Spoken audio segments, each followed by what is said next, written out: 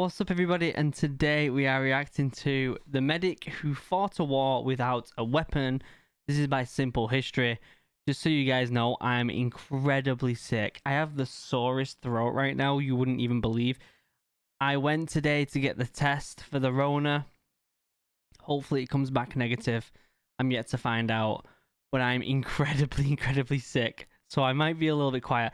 Speaking of the medic who fought a war without a weapon, I could do with the medic right now. But I am excited to watch these and react to him. I think it's going to be a ton of fun. Also, if you guys haven't heard already, me and my wife are converting a school bus and traveling the whole of the US. And we're going to document it in vlog style on both YouTube and Instagram. So if you want to check that out, link down below to Original Adventures, where we're converting the school bus. It's going to be a ton of fun. Go and check it out. I will also leave a link down below to Simple History's original video. Make sure you go and like and subscribe and all that good stuff. They totally deserve it. But for now, let's make me head small and let's react to some Simple History. It's very quiet. Is it supposed to have sound? Yeah, okay, good. The medic who fought a war without a weapon.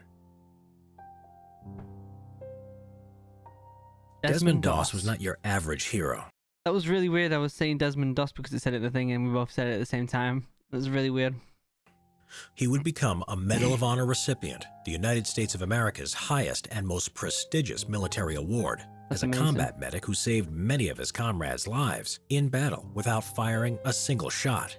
Legend. Because he didn't take a weapon into combat because of his religious beliefs. Desmond Doss was born in 1919 in the state of Virginia and was raised as a strict Seventh-day Adventist, a Christian denomination that believed that Saturday was the Sabbath and that the second coming of Jesus Christ was imminent. They also believed strongly in nonviolence and a healthy diet, based typically on a vegetarian diet. Okay. Strange how you see a lot of religions talk about not eating certain things. None of them are vegan or vegetarian completely, or at least this is the first time I've seen a vegetarian one. Isn't that interesting? Also, I feel like I've seen a film that might be about this dude. Maybe? I don't know. Doss had been raised with a strict belief in the Bible, and when it came to the Ten Commandments, he took them to be the core values of how to lead his life. When World War II started, he was conflicted as he believed the war was a just one, but he felt that to kill another human being under any circumstance was wrong. He was already employed as a joiner at Newport News Naval Shipyard, but nevertheless he joined the United States Army on April 1st, 1942. He could have requested a deferment, but he wanted to do his patriotic duty. He was assigned to an infantry unit, the 77th Division, and presumed that his classification as a conscientious objector would not require him to carry a weapon.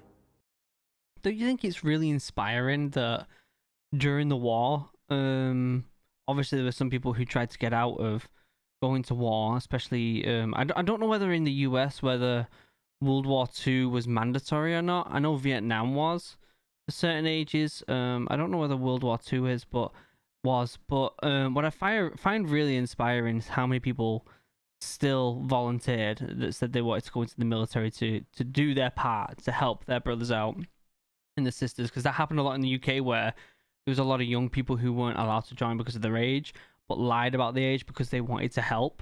It's pretty inspiring. It's heartbreaking, but it is inspiring. For Doss, one commandment of the Bible stuck with him the most: thou shalt not kill. He wondered why he was assigned as a rifleman and not in a medical role. His commanding officer tried to pressure Doss into carrying a weapon, as they thought he would be more of a liability than an asset in combat, but Doss refused. Interestingly, even for medics, which Doss would later become, it was common practice at the time to carry either an M1911A1 pistol or M1 carbine for self-defense purposes. The rules go that a medic under the Geneva Convention is not forbidden from carrying a weapon, but if a medic fires his weapon, he stops being classed as a medic. Right, that makes sense. Also, the M1 carbine, I've never shot one, and I've always wanted to. I feel like that's one of the weapons that I've always wanted to shoot, and I've never shot one. And therefore can be legitimately fired upon by the enemy. The regimental chaplain, Captain Stanley, would soon understand Doss's protests and helped him transfer from rifleman to medical training. To make matters worse, his fellow soldiers mocked his religious beliefs. when he was reading the Bible daily and strictly observing the Seventh-day Adventist tradition of attending church every Saturday. Doss continuously requested to be allowed to have Saturdays off rather than Sundays in order to follow his Adventist beliefs that Saturday was to be observed as the Sabbath. I mean, at the end of the day, he's an American, and religious freedom is a vital part of America. So, even though this was back during World War II, it's nice that they did respect that in a way. Some people didn't. A lot of people didn't, but some people did respect that. In the end, Captain Stanley took this up with divisional headquarters, and it was decided that Adventist soldiers would have Saturdays off, just as the other men had Sunday off. This in fact made Doss even more unpopular than ever with his fellow soldiers, as he was seen to have it easy. As he had Saturdays off, none were on base on Sundays to see him pull extra duties to make up for this. One of the squad's other soldiers summed up the company's feeling about him and his Saturdays off, complaining, "You get more passes than the general."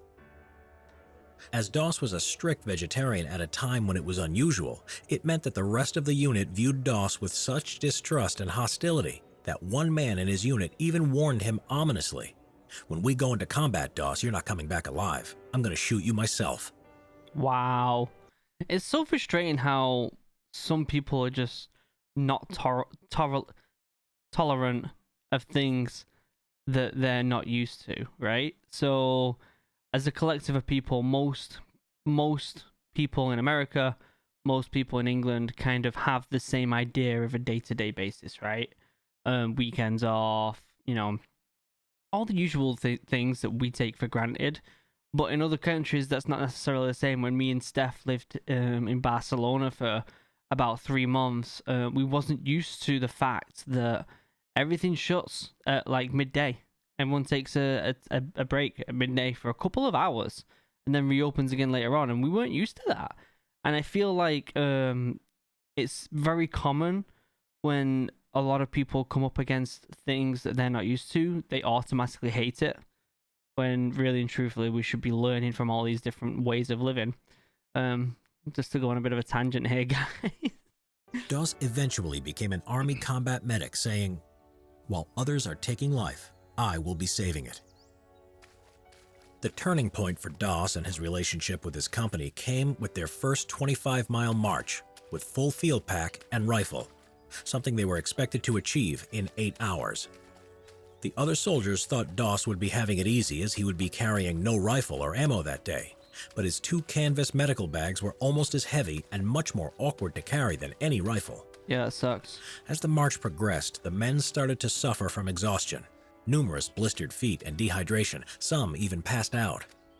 And all the time there was Doss, always with a helping hand, even to the extent that at the end of the march, he insisted on checking everyone's feet and administering medical aid where it was needed. That's awesome. By the end of that day, he had won the respect of his entire unit for his tireless devotion to his duty.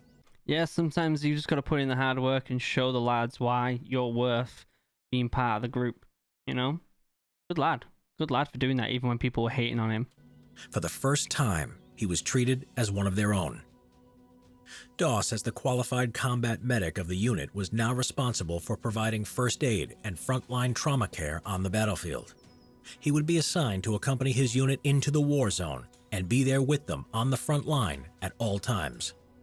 This was soon to happen, for the 77th Division had had their first combat experience on May 11, 1943, and Doss and his comrades were urgently being trained up to replace the combat losses and help expand the division's strength. The 77th Division would end up being in combat officially for no less than 208 days, suffering a total of 9,212 casualties. Holy crap! Holy crap, that's a lot of casualties. After watching that video about World War II and the amount of deaths, it's still hard to put into perspective how many died. Again, I've been to Normandy and I've seen the graveyards of both the UK and American graves, and it's hard to be there, guys. It's really difficult. Before the war would end. The Battle of Guam. Doss's first taste of combat was at the Battle of Guam, which was a bloody battle fought from July 21st to August 10th, 1944, to recapture the U.S. territory of the island of Guam from a determined Japanese garrison of nearly 20,000 troops. Yep. Though according to the Geneva Convention, knowingly firing at a medic wearing a clear insignia is a war crime, the Japanese snipers and machine gunners tended to ignore this and saw combat medics as easy and valuable targets to gun down. That's heartbreaking. But at the end of the day, like, we make these rules for war. You know, can't throw phosphorus at people. The Geneva Convention, there's all these rules for war that make sense. But at the end of the day, it's so contradictory because war itself is so horrific. It's as if we've been like, all right, it's horrific, but you can't be this horrific. You know, like, it's such a weird concept, but at the same time, it makes sense. Like, not to shoot medics. Like, they're not there to kill people, they're there to help people. And I know we talk a lot about these different wars, whether it's the Afghan War or, you know, the Vietnam War or World War One or Two or anything like that. Even wars from back in the day that were like, you know, Rome conquering Europe. A lot of the people who were on the good or the bad side, whichever side you're on, a lot of the standard soldiers didn't truly know what they were fighting for, right? So you get this a lot with World War One and Two, for instance. Like, a lot of young Germans didn't really know the concepts. Obviously, there was a lot of people who did know the concept because they were gassing people. But the average soldier, the average probably 18, 19-year-old who was in a trench fighting, like the lads who all paused on Christmas Day, if you don't know about that, it's an excellent story. They all basically paused on Christmas Day, got out the trenches, went to no man's land, and had a game of football. It's lads like that don't really understand what they're fighting for. And that's why there's medics, to help the lads who don't really have a say in why they're at war, right? So what happens if a lot of them 18-year-olds in Germany were fighting the English, the Americans, and then turn around and saw some of the atrocities that the Nazis actually did, which was more horrific than anyone sat watching these videos can even comprehend. Genuinely horrific what the Nazis did, and yet they could turn around. This, like, we saw a good concept of this. I don't know, I'm talking a lot right now. We saw a good concept of this in what was it, Battlefield 5, where that tank driver, the Nazi tank driver you play as, starts to realize what's going on, and he starts to slowly be like, this is not good, this is not who we are. And ultimately, you know, tries to change morally, but at the end of the day, it's still German. So, you know, it's kind of, it's a weird concept in it, but the idea is that there are good people out there, and medics are there for a reason to help these people. I know we've gone on a long tangent there, but medics are there to help people. That's it. And the Geneva Convention's there to stop things from getting overboard, even though war itself is overboard. Does that make sense? I'm talking So medics in the Pacific Theater were often told to avoid wearing medical insignia in case it would make them more, not less, of a target. Makes sense. Doss was under fire nearly every day during the battle and was busy doing his part in saving lives. Guam had shown Doss how cruel war could be. Yep. As his unit was pushing forward through the jungle on their first day, a young, fresh-faced recruit spotted a fountain pen laying on the jungle floor and went to pick it up. Before anyone could warn him otherwise, a white phosphorus grenade exploded. The pen had been booby-trapped. The young man who had picked up the pen, his chest now a bloody mess, had blood pouring out of an open wound. Severe burns and sharp metal fragments covered his body, and he was going into shock.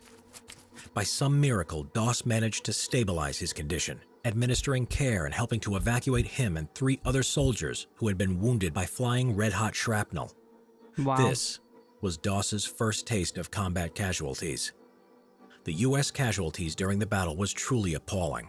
Of the 59,000 U.S. troops who took part in the invasion, around every 1 in 6 were either killed or wounded. Wow. Wow. The Battle of Leyte. Next, Doss and his unit was involved in the Battle of Leyte in the Philippines that ran from October 17th to December 26, 1944. A vicious and prolonged battle which started with a huge U.S. coastal bombardment and amphibious landing, followed by heavy fighting the more inland the Americans went. During a Japanese counterattack, a fellow medic, Clarence Glenn, had heard the call for a medic from a machine gunner. He left the cover and went into the open, into no man's land, to get the wounded man, and was himself hit. Glenn was Doss's friend from back home, and he couldn't leave him there. So he and a litter bearer, Herb Schechter, went out to find the two wounded and dealt with them separately. Doss was attending the machine gunner who had a gash along his face while bullets whizzed overhead. Both of the wounded were alive. That's horrific. Like, some of the stuff these guys saw out in the war, you can't even put words to it. Like, something as simple as a gash across the face, not a blown off limb or anything like that, but a gash across the face can haunt you for the rest of your life. Like, it really can. So yeah, some of the stuff these guys saw, especially the medics, holy crap. Medics in any war, medics out in Iraq and Afghan and anywhere right now, medics during World War II, Vietnam, Falklands War, some of the stuff they saw, I couldn't do it. They made an improvised litter out of a poncho and tree branches to get the wounded men back to the aid station, but his friend Glenn would die before he made it. Aww. From this point on, Doss would not look at the face of the men he was treating in case it was another friend. Sadly, his friend Herb would be shot and killed when he and Doss were carrying a litter, as their silhouette exposed them against the sky to the enemy. Wow. On top of losing his friends, Doss was constantly hungry because the meat in the K rations conflicted with his vegetarianism, so he could only eat the tasteless crackers and coconuts he found. On Lady, the coconuts on the That's got to give you the poops, that, innit, right? Just strict coconuts and crackers. That's got to mess with your gut, innit? ground gave him diarrhea, so he climbed the trees for fresh ones. At one point, Doss was looking for coconuts. It attracted poorly aimed Japanese machine gun fire. When they were killed by American soldiers, it was later discovered that they had been drunk on sake. One thing that shocked Doss during the most devastating times of the campaign was that the same man who had made threats towards him during training at Fort Jackson now came to him for guidance and to pray for him. Wow. The Battle of Okinawa. Ooh. And lastly, for Doss and the 77th Infantry Division, was a battle that was to be the bloodiest battle of the war in the Pacific. I swear I've seen a movie about this. On side of a cliff, and... Oh, is it a film? Is it a film? War film about U.S. medic. Hacksaw Ridge. Is that what the... It is! Holy crap! Yeah, I've seen this film. Hacksaw Ridge. It was genuinely amazing. Andrew Garfield, yeah, my boy Spider-Man. Yep. It was a great film. Fantastic. If you haven't seen Hacksaw Ridge, guys, go and watch it. But I like this because it's giving me more details that the film didn't give. The film, I know it's a biopic, but a lot of these war films, you have to remember they are also for entertainment because they are films. So yeah, I'd like to know more actually about who he was, this Desmond Doss. Pacific, as well as its largest amphibious landing. The U.S. objective was to secure the island as a base, as it was just 350 miles south of the Japanese mainland and would be strategically crucial for any future invasion of Japan. The battle started on April 1st, 1945, exactly 3 years to the day that Doss first enlisted in the Army, Wow. and the battle was to last 81 days. 81 days. Doss was assigned to the 1st Battalion as their combat medic. On April 29, 1945, the 77th Division was given the task of assaulting on a 400-foot high cliff called the Maida Escarpment. This was nicknamed by the Americans as Hacksaw Ridge. Before they climbed the cargo net, Doss said a prayer for his comrades. When Doss's unit joined the assault, and as they neared the top of the escarpment, they came under intense Japanese artillery, small arms, and machine gun fire, inflicting severe casualties on the assaulting American troops. The American forces had sent in wave after wave of troops to try to dislodge a fanatical enemy base there who were well entrenched and camouflaged. On May 4th, while his unit was attacking a heavily fortified enemy position at the mouth of a cave, Doss went to the aid of 4 of his injured comrades. The lieutenant who led the attack on the emplacement had intended to throw a grenade when an enemy bullet hit him and delayed it, blowing his hand off and wounding his comrades. This animation, guys, this animation's pretty good, but also horrific at the same time. Despite having to get within 25 feet of the enemy lines and under attack by enemy grenades and gunfire, Doss managed to get to the injured men. He then managed to evacuate the men back to his own lines, one by one. Wow. During the night, the Japanese continued to throw grenades and kept up the mortar fire. The American soldiers hid in rock crevices, but the Japanese found ways to infiltrate and sneak up on them. Then, on the next day, May 5th, he came to the rescue of a wounded artillery officer who had gone to see how the artillery guns were doing. Doss's left leg was now injured, as he had fell the day before down the edge of a parapet. Oh, he climbed up the cargo net with his first aid kits, his weight falling on his bad leg. Finding him in a shell hole, the officer had been struck by shrapnel that had made a hole from his chest to his back. Doss could hear him breathing through it. He was bleeding heavily. Doss gave him first aid while under constant enemy gunfire and shelling. He put the dressings over the large holes in the colonel's chest and back, and administered blood plasma which dangerously exposed Doss to the enemy, as he had to hold it up high.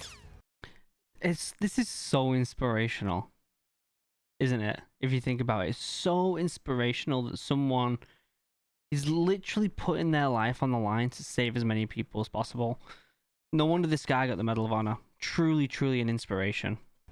Doss's efforts here would be in vain, as the colonel, carried back on a stretcher, died before he reached the aid station. Later, there were orders to take a vital Japanese pillbox position on the reverse slope of a hill that was holding up the American advance. Desmond Doss, once he had read his prayers, was happy to support the assault. The American troops threw gasoline cans at the position, which triggered a large explosion. All of a sudden, a large Japanese counterattack overwhelmed the American soldiers, causing them to panic and rush back to the edge of the cliff. But despite this, Doss refused to take cover, and while constantly under heavy fire by the enemy, though being totally exhausted, he spent hours carrying the wounded one by one to the edge of the escarpment. Amazing. Then, to get the more severely wounded down, he tied a rope to a tree stump and lowered them down the cliff on a rope-supported stretcher to safety. When the stretcher kept slipping, he turned to a new method, looping the rope around the wounded men's chest and legs to lower them down. Doss, standing, exposed to potential enemy fire, was seen praying at the cliff edge as the men were being lowered down. God, imagine seeing that. Imagine seeing that. Like, it's hard to put in, it really is hard to put into words, isn't it? Like, what that might have been like to actually see that and then go home and crack on with a normal life. Imagine me like, oh yeah, this dude I knew stood at the edge of the cliff lowering people down as they were dying, as he was getting shot at. Like, no wonder a lot of these guys have severe PTSD and stuff, you know? And later he had said he had been praying to the Lord to help him get one more, and after that, one more, until they were all down. Legend. Calculating the wounded men at the base of the cliff, the captain worked out that Doss had saved around 75 men. The Americans would eventually go back up the cliff and 75. On May 7th would take the position. By some miracle, Doss survived the whole battle totally unhurt, but that was soon to change. On May 21st, in the confusion of a night attack, Doss tended to the American wounded, risking being hit by both the Japanese and by friendly fire. Doss was in a shell hole with another American soldier when a grenade landed beneath him. His reflex action was to put his foot on it and was seriously wounded in both legs. His blood poured out from the impact of 17 Ouch. Pieces of shrapnel in his body. But he remained in his position for 5 hours, tending to himself while also helping others who were wounded, until a medic and a pair of litter bearers could get to him. But that was not the end of it that day, for as he was being stretchered to safety, they got caught in an enemy tank attack. Jesus. As they took cover, Doss spotted a critically injured man and insisted that he be taken back on the stretcher instead of himself. While Doss waited for the litter bearers to return, he was found and helped back by a fellow soldier. Suddenly, Doss was hit by a Japanese sniper's bullet and suffered a compound fracture to his arm. Holy The cow. two men took cover in a shell hole. Realizing how badly injured he now was, Doss instructed the soldier on how to bind his rifle stock to his shattered arm to act as a splint. Eventually pushing through excruciating pain, he would make it back to the aid station. He made it. He literally made it. He got blown up with a grenade and then shot through the arm, and he still made it. The U.S. Army recognized Doss's extreme bravery, and he was awarded the Congressional Medal of Honor for his heroic and selfless actions at Okinawa from April 29th to May 21st, 1945. Because of his heroic actions, many wounded men made it back home. Desmond Doss would go on to run a small family farm with his wife Dorothy and lived to the age of 87. 87? Wow. What an absolute legend. What an absolute legend. Make sure I'm going to leave a link down below to this video. Make sure you go over there, like it and all that good stuff. What a great video. Again, I think I said this when we were watching the video about all the amount of people that died during World War II, on how there's so many stories that have been lost in time from many different wars, but especially these wars with the higher amounts of casualties like World War I and II. But there's so many stories that have just been lost in time. How many people were like him, but just so happened to die and the story never got told? Probably a lot of people. Like, I'm not taking anything away from Desmond Doss, because this guy is literally the epitome of a hero, like a true hero, like a true real hero. This is the guy. Do you know what I mean? But I bet there's a lot of stories very similar to this that just got lost through time because of people dying, and that is really sad. It's really sad, innit, if you think about it. But yeah, great video, fantastic video. I'll leave a link down below. Please go over there, like and subscribe to Simple History, because it genuinely was fantastic. And if you haven't seen Hacksaw Ridge, I do remember it now. It was fantastic. I might watch it again actually tonight. It was a fantastic film. I do remember it now. I wonder if there's like a biography or something about this dude, because I definitely think it would be worth the read. I really do. Anyway, members, you're amazing. I love you. I couldn't do this without you. I honestly couldn't make videos every single day if it wasn't for these members right here. So thank you for supporting the channel as much as you do. I truly appreciate it. Don't forget, link down below to the big new announcement. Original Adventures. Me and my wife are converting a school bus and traveling the US. It's a ton of fun. We're really excited. It's vlog style, so you do get to see a bit more of my family and what I do on a day-to-day basis. So if you want to see that, link down below, Original Adventures, both YouTube and the Instagram. Links down below to all my socials, including the 2 links to Discord. We've got the military link and the geek link for all things geek. We've also got a link down below to my podcast and my Twitch stream, where I stream every Tuesdays and Thursdays. And also a link down below to my second channel, Original Human Geek, where we upload D&D and other fun stuff. Until next time, guys, I hope I get better, and I hope I can be a bit more loud and animated for you guys, because I am feeling it today. I'm getting hot sweats, guys. I'm getting hot sweats. Until next time, I love you all. Have a wonderful day. Goodbye.